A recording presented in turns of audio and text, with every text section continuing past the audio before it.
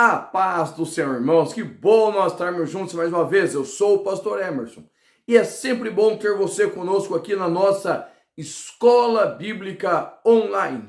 E nós estamos, nossa revista aqui, falando sobre até os confins da terra, pregando o evangelho a todos os povos até a volta de Jesus.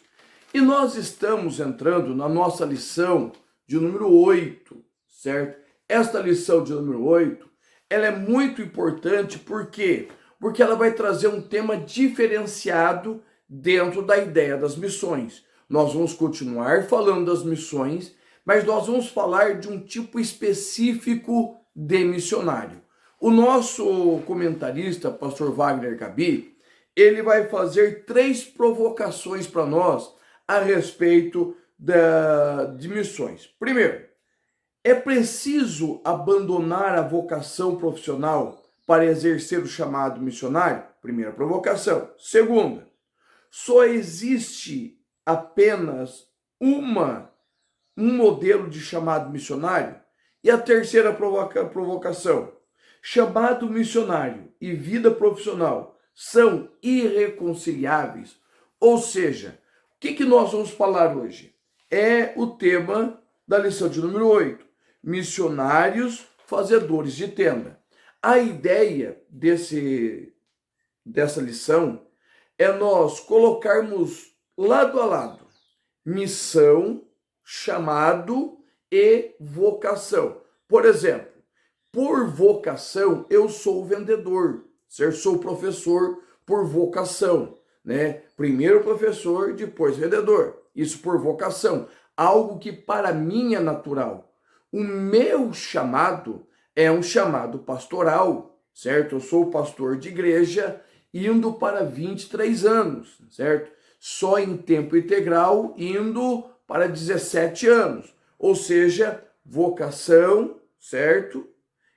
O meu lado profissional, aquilo que eu fui chamado para fazer, minhas aptidões naturais de falar, se comunicar, e por outro lado, o meu chamado, tá? Então, vamos conciliar a vocação e o chamado. É isso que nós vamos fazer nesta nossa lição de número 8.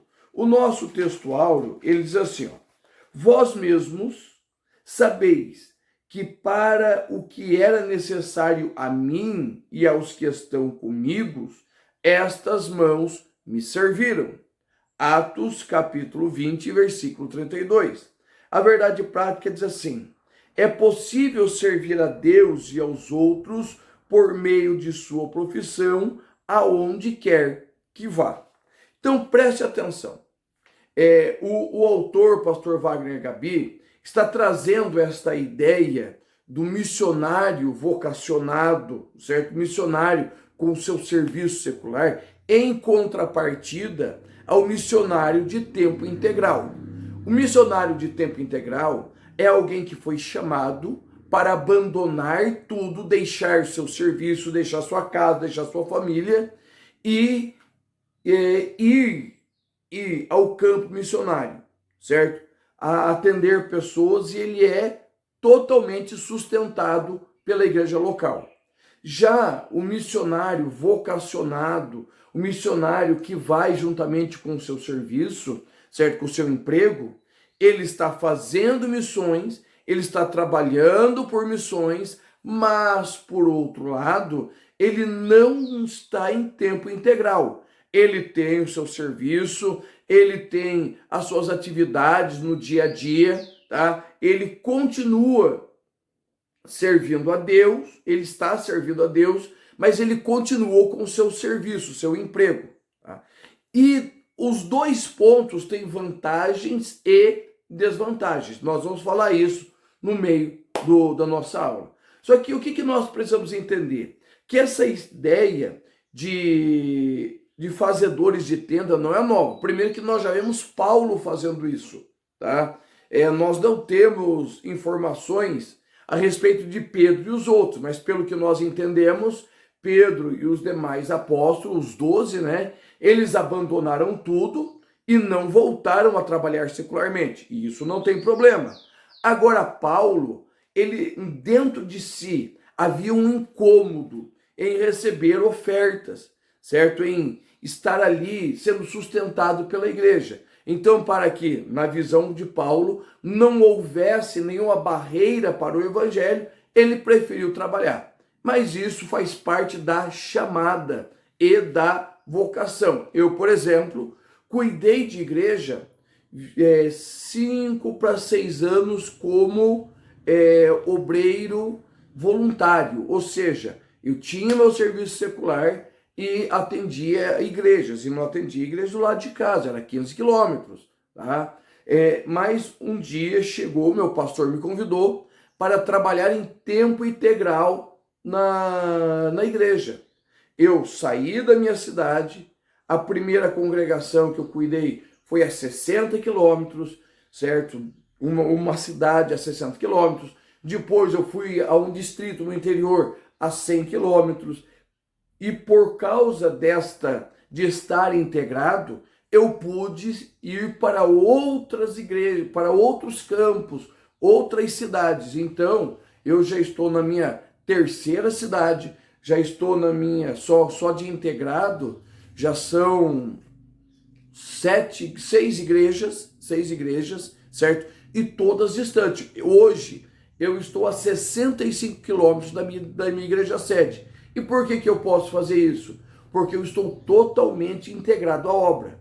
Agora, aqueles que trabalham de forma voluntária ou são missionários que vão junto com o seu serviço, certo? Que carregam no seu serviço, às vezes eles têm algumas limitações, porque aonde eles estão servindo não cabe o seu ofício. Mas nós vamos conversar isso durante a nossa aula, tá bom? Eu espero que esteja ajudando você. Se eu estiver te ajudando, deixa aqui a sua inscrição, se inscreve no nosso canal, deixa um like, deixa um comentário, certo? Sobre o que você está achando das lições, se está sendo proveitoso para você. Isso vai nos ajudando e vai nos orientando a como melhorar a nossa aula. Então, na introdução, nós vimos que o pastor Gabi, ele levanta 3 problemas. Abandonar a profissão para exercer a missão, tá? Esse é um problema. Só existe um tipo de chamado? Nós já deixamos claro que não. Existem várias formas de exercer o ministério. Terceiro, o chamado missionário profissional são irreconciliáveis? Indiretamente eu já respondi as 3 para vocês, mas durante a aula nós vamos estar ali explicando melhor, trazendo com mais clareza, ok? O nosso primeiro tópico diz assim: a vida profissional de Paulo e sua vocação ministerial.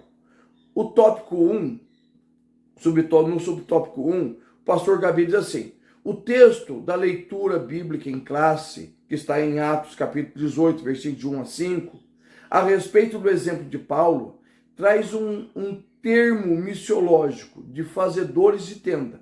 A expressão é traduzida com mais precisão por trabalhadores em couro, pois as tendas eram feitas com pelos ou couro de cabra.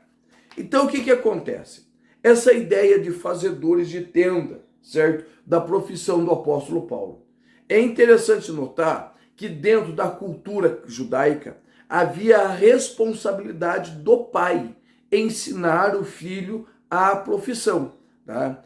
A criança era desmamada entre 3 e 6 anos, certo?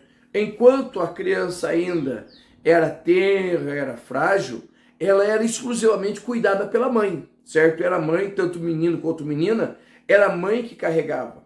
Conforme a criança ia tendo autonomia, ela ia se desmamando, o pai ia assumindo, no caso do menino, a responsabilidade de ensinar este menino, certo? Ensinar o quê? A ser homem e a viver e a prover sustento para sua família. Então, toda criança, todo menino em Israel aprendia juntamente com o pai o seu ofício. Vamos lá. Por exemplo, Pedro e Tiago, eles eram o quê? Eles eram pescadores. Com o que ele aprendeu? Com seu pai, certo? André e João aprenderam com quem? Com Zebedeu, seu pai. Ou seja, eles vão aprendendo. Vamos falar do mestre, vamos falar de Jesus. Jesus chega em Nazaré e vão fazer a pergunta: não é esse Jesus filho de José, o carpinteiro? Então eles reconheciam o pai de José, reconheciam Jesus também como carpinteiro, por quê? Porque ele aprendeu com o pai. Ele aprendeu com seu pai a trabalhar a madeira. Então, os pais ensinavam os filhos, certo? E dentro do Talmud, deixa muito claro que o pai que não ensina o filho a sua profissão, está ensinando o filho a ser ladrão. Então, quando o homem israelita chega na fase adulta, que é logo após o Bar Mitzvah, quando ele completa 12 anos, é todo um cerimonial, que ele já é considerado adulto perante a lei, ele já tem uma profissão, ele está iniciado na sua profissão, ele já está adiantado na sua área profissional, ok? Então, todo pai israelita, ele ensina os filhos. E aí nós aprendemos para a nossa vida. Eu como pai, você como pai, como mãe, você precisa ensinar o seu filho para a vida, certo? Para a vida. Na casa da minha mãe, nós somos em 3. 2 meninos, eu, meu irmão e minha irmã. 3 meninas. Todos nós crescemos lavando louça, cozinhando, lavando quintal, lavando roupa, certo? E juntamente com meu pai, nós aprendemos a profissão, tá? De tal maneira que o único que não exerce a profissão de vendedor sou eu.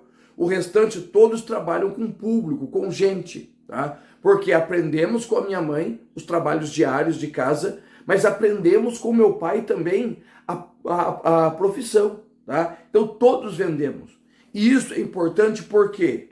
Porque quando chega no momento de exercer a sua vocação, certo? Exercer a sua vocação, tudo aquilo que você aprende, aquilo que você aprendeu, ele é importante e faz diferença, tá? Então, nós podemos e precisamos entender isso, que não existe nada que separe a vida profissional com a vida vocacional, a vida do chamado, tá? De tal maneira que, veja bem, era hábito em Israel que um mestre, quando ensinava, ele não cobrasse nada, ele não cobrava, certo? Não é igual hoje, né? Que se cobra cachês, coisas, ter valores absurdos, tá? Mas ele não cobrava nada. Mas havia, pelos que estavam ali aprendendo, um sentido de gratidão. Eu vou falar de mim, certo? Vou falar de mim, eu não posso falar dos outros, né? Porque eu não sei dos outros, sei de mim. Por exemplo, eu trabalho, lógico, meu pastor ele me paga um salário aqui para a igreja, né? Eu recebo todo mês o meu salário. Só que por que eu saí para a obra? Por causa de uma vocação, certo?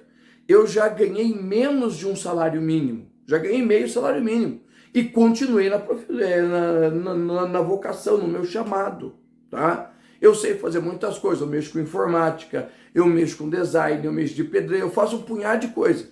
Mas eu deixei tudo para servir o evangelho, tá? Para servir o reino de Deus. Então, a ideia é o seguinte: como conciliar vocação e chamado? Eu tenho visto, e eu vivi isso enquanto eu era um obreiro voluntário, que são situações que são diferentes, são corridas.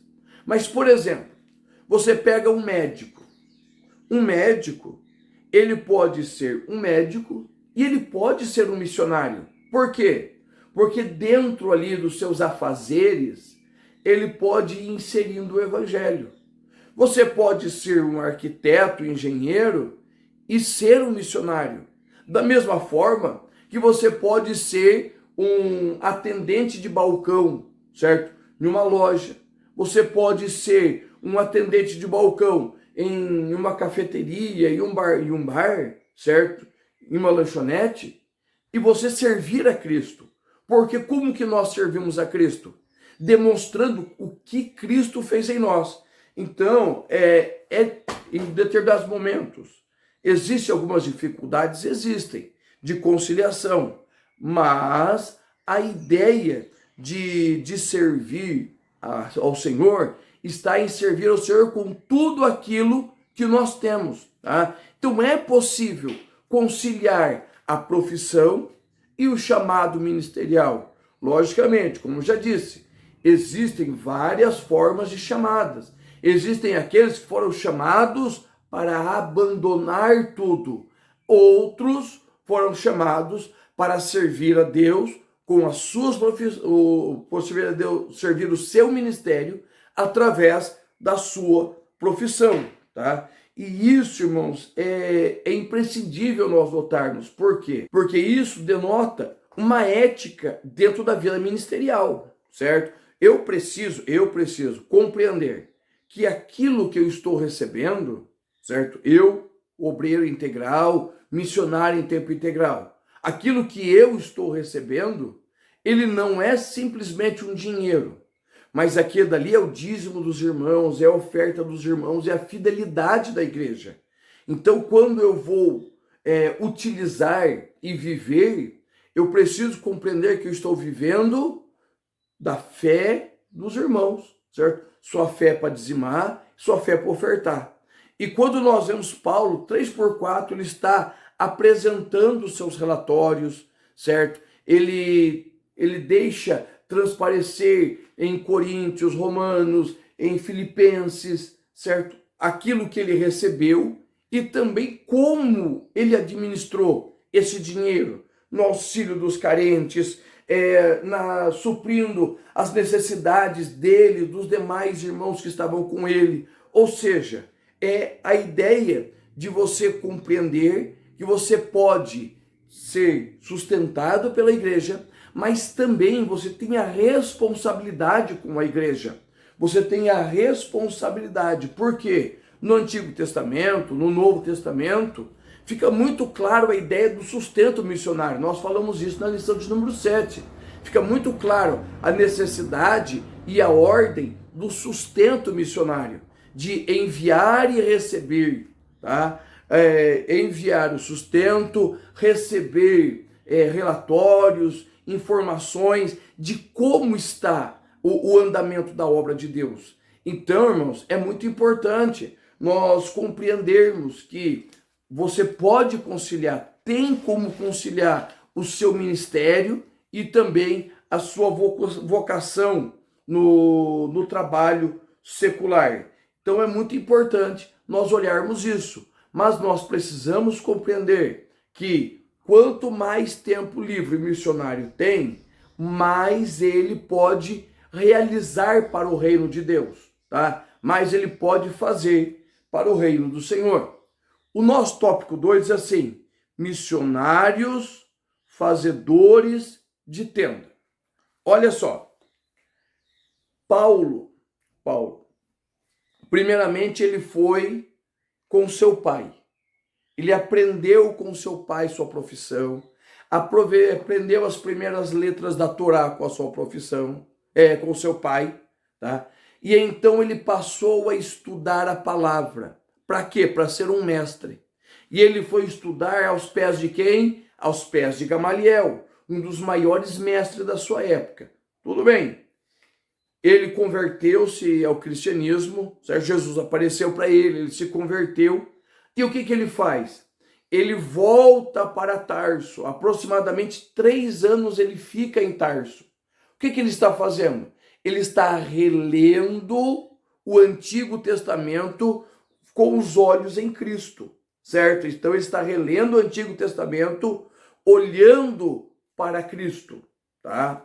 Quando ele volta, ele tem o seu preparo, certo? O seu preparo vocacional da sua profissão, certo? Ele tem o seu preparo, mas também ele tem um preparo teológico. Ele se preparou para poder anunciar a Cristo. Quando nós falamos de missionários, fazedores de tenda, nós estamos falando daqueles missionários que têm o seu serviço secular, a sua profissão, tá? Mas eles utilizam desta profissão para quê? Para anunciar o reino. Por quê? Por exemplo, nós estamos falando hoje de guerra Israel-Hamas. Tá? Quem hoje pode entrar lá dentro? Ninguém, a não ser ajuda humanitária, certo? E nestas ajudas humanitárias, existem muitos cristãos que estão se aproveitando, certo, desta brecha para poder entrar, evangelizar. Tá? Nós, por exemplo, temos a situação da Coreia do Norte, que é hoje o país mais fechado do mundo, mais fechado do mundo.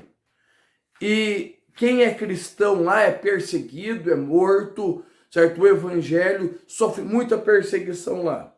Mas o que os países fazem? Os países que mantêm algum relacionamento com a Coreia do Norte? Muitas agências missionárias, eles enviam, veja bem, eles enviam pessoas com alta qualificação, vai enviar médicos, vai enviar pessoas da área de TI, tecnologia de informação, engenheiros, pessoas com alta formação para servir naquele país, mas também servir ao reino como missionário. Tá? E essa ideia não é nova, certo? Quando lá no século 17, 18, William Carey, Hudson Taylor, certo? E outros grandes missionários da época, eles começaram a entrar nos países fechados, que não aceitavam o evangelho, eles entraram aqui como médicos, eles entraram como tradutores, como engenheiros, e ali eles foram marcando época. David Livingstone, quando ele prega na África, certo? Ele não somente prega, mas ele leva a sua profissão. David Livingstone era médico também, ele leva a sua profissão. Tá? Então, nós precisamos entender que o vocacionado, aquele que tem a sua profissão, certo? Independente de qual seja. Veja bem, você pega aí um vendedor, um autônomo, certo? Um autônomo, alguém que tem a sua loja, alguém que tem, faz seus negócios online. Ele precisa ter uma alta comunicação, precisa ter organização, certo? Se ele está progredindo na sua profissão, ele alcançou um patamar que ele pode ajudar o reino, certo? Ele está indo bem na sua profissão, mas ele pode ajudar o reino com a sua qualificação, com a sua forma de estratégia, tá? Então nós precisamos compreender que os fazedores de tenda, eles estão aí. Mas o que nós precisamos? Nós precisamos agora qualificá-los. Nós precisamos pegar esses fazedores de tenda, nós precisamos pegar estas pessoas e fazer o quê? E dar um subsídio teológico, missiológico, ensinar essas pessoas a como usar as suas atividades, certo? Em prol do reino de Deus, certo? Um ambiente em que a pessoa chegue e saiba que ali é um cristão. Um ambiente que a pessoa chegue e saiba que o reino está sendo propagado naquele lugar. E isso, irmãos, é muito importante, porque missão, vocação, profissão e missão, eles andam junto, porque é Deus quem chama. O chamado, ele vem de Deus. Não é, Emerson, meu coração arde de vontade de fazer missões. O meu também, certo? O meu também. Se pela minha vontade, certo? Eu estaria servindo a Deus na Índia ou na África, em Moçambique, tá? Mas aprove ao Senhor me manter aqui. Mas eu estive quase indo. Mas aprove ao Senhor me manter aqui, tá? Mas o que eu preciso entender, e você também precisa compreender? Que nós precisamos colocar nas mãos do Senhor os nossos talentos, tá? Veja bem, quando nós falamos, por exemplo, de Moisés. Moisés foi um homem altamente capacitado, em que ele estudou nas melhores escolas do Egito, certo? Nas melhores escolas, os melhores professores do Egito, do mundo, estavam no Egito, tá? Ele aprendeu toda a letra, toda a ciência. Mas na sequência, ele fugiu e foi para onde? Ele foi para o deserto. E no deserto, ele passou ali 40 anos aprendendo a cuidar de ovelhas. Tá? Ou seja, as experiências do palácio, somadas às experiências do deserto, tornaram Moisés no homem que Deus usaria para livrar Israel e transformar a nação de Israel em Israel, os escravos de Israel, em uma grande nação.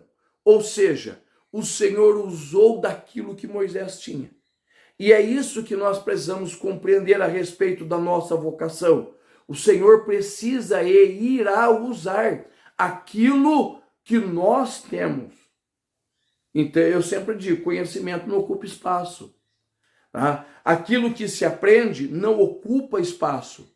E nós precisamos colocar tudo nas mãos do Senhor. Por quê? Porque vocação e ministério, eles andam juntos. E nós precisamos colocar ambos na presença do Senhor. Tá bom? Espero ter te ajudado. Deus te abençoe e até a nossa próxima aula.